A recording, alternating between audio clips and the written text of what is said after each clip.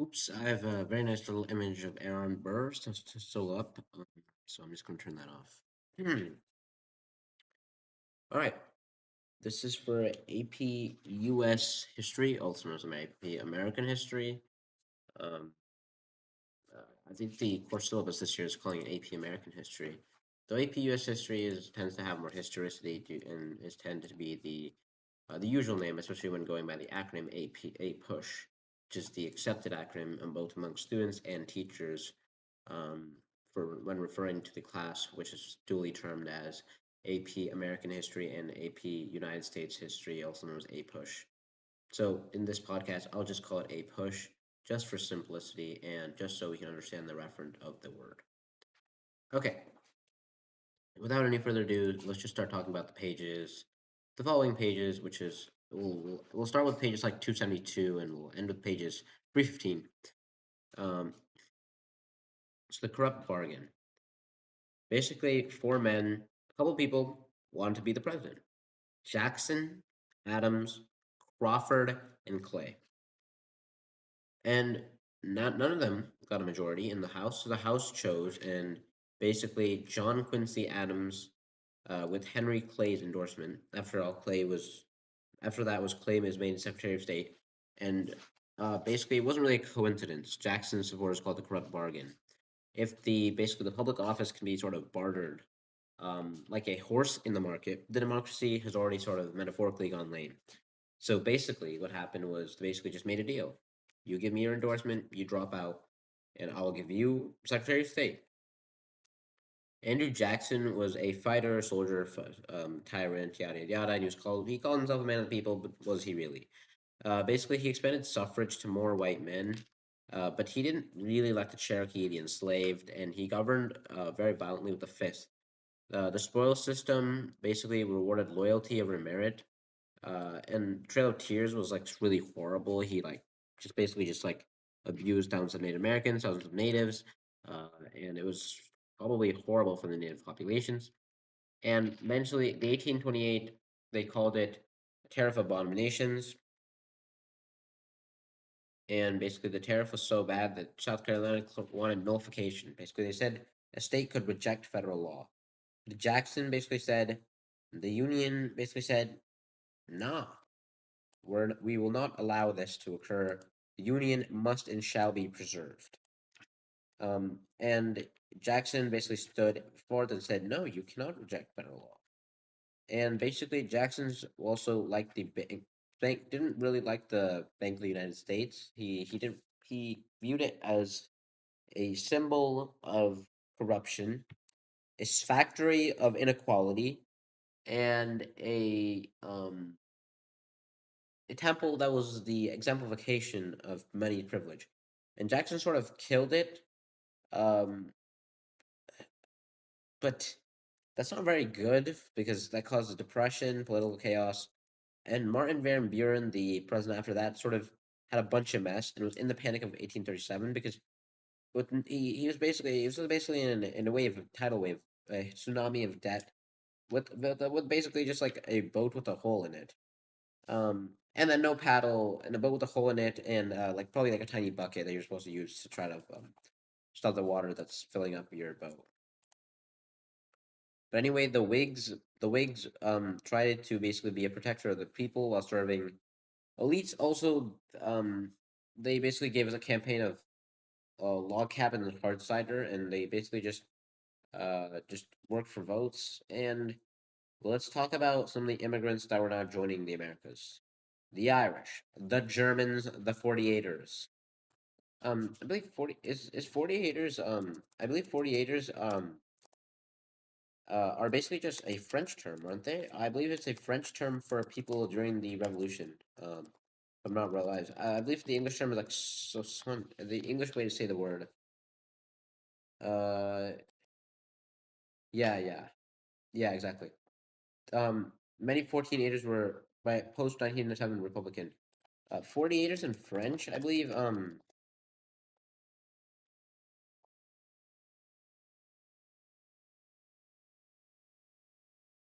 Uh, let me actually. I actually want to Google this because this is actually very relevant and both interesting.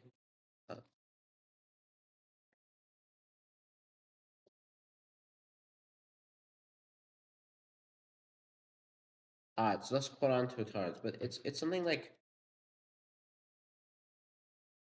I remember something like Sosante Hussard's meaning.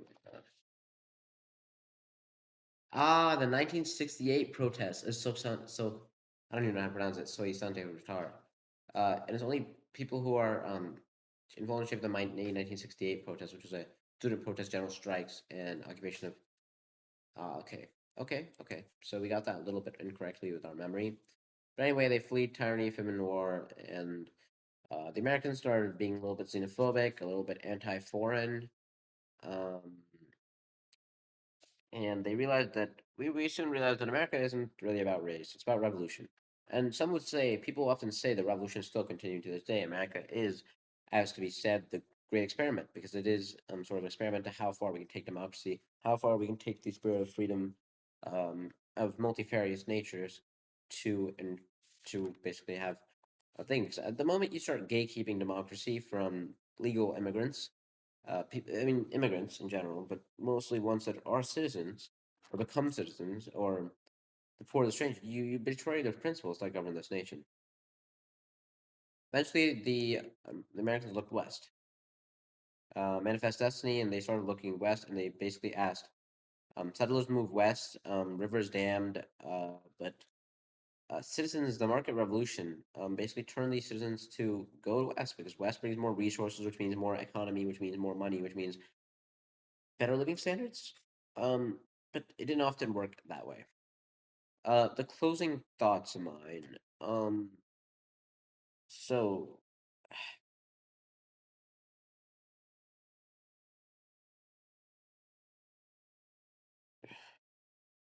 the War of Independence may have ended in started in 1776 with the shots at Yorktown. I believe it ended about 1783, the last like sort of British withdrawals. But the fight still continues. The battle for the soul of America, because America's sort of vague in the way it's defined, and that's intentional. Because America can sort of be what you want it to be. I mean, obviously, there's core principles of freedom and unity, but some of these things are very hazy. Do we want America to have a strong imperialist culture? Do we not? Do we not? But moreover, about the 48ers, which is rather interesting.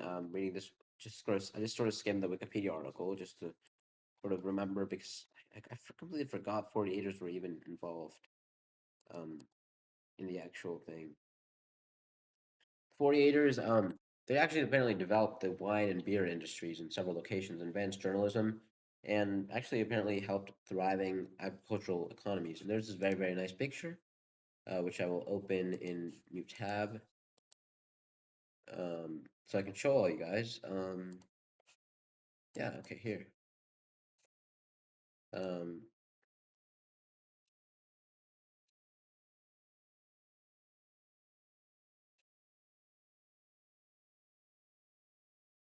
believe this is it? Yeah. This is a very, very nice image of, actually, I don't quite know. It's supposed to be the, 48ers, so Louis Turin. And this is sort of one full settlement of these German immigrants. These are all sort of German immigrants, and they're settled and they're doing very nicely. Seem to be very prosperous. So yeah. Okay.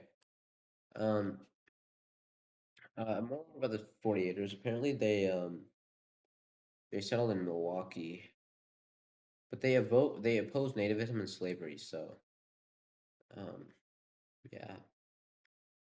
Apparently, this is in the future in Camp Jackson affair in St. Louis. A lot of forces of German volunteers helped prevent Confederate forces from seizing the government arsenal prior to the beginning of the American Civil War. And 10% of the North's entire armed forces in the Civil War. German War. So yeah, very cool. There's actually this thing which is famous people who were part of the part of these 48ers. Unfortunately, I haven't heard any of these people. Um, oh, Abraham Jacobi?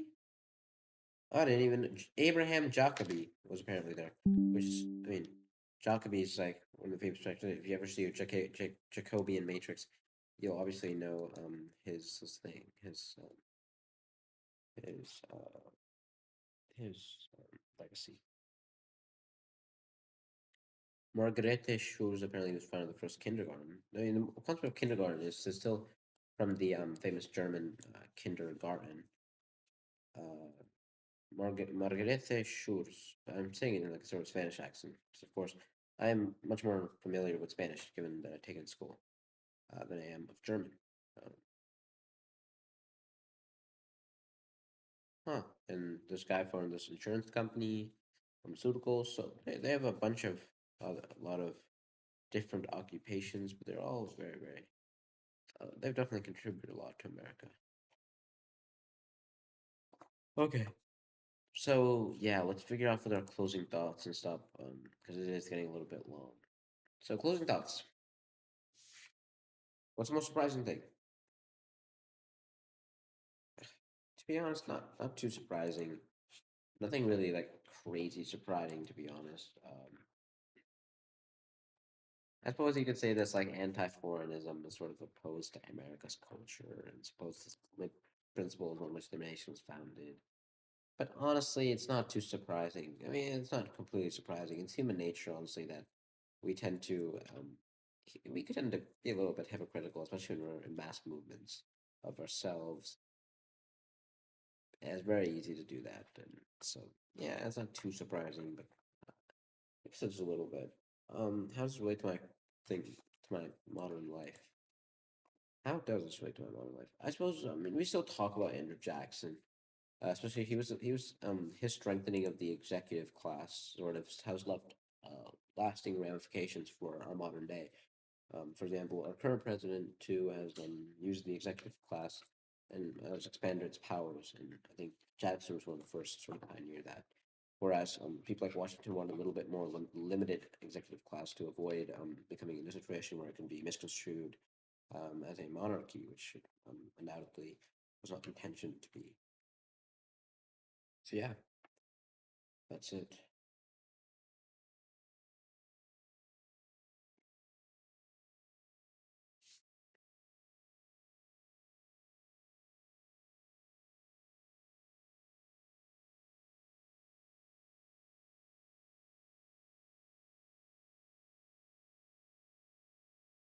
Yeah, leave any comments below. Subscribe, like the videos. Hey, do anything, honestly. Uh, I don't, do you, honestly, yeah. So, uh, yeah, yeah, I should add I should add a comment saying I'm sorry for the.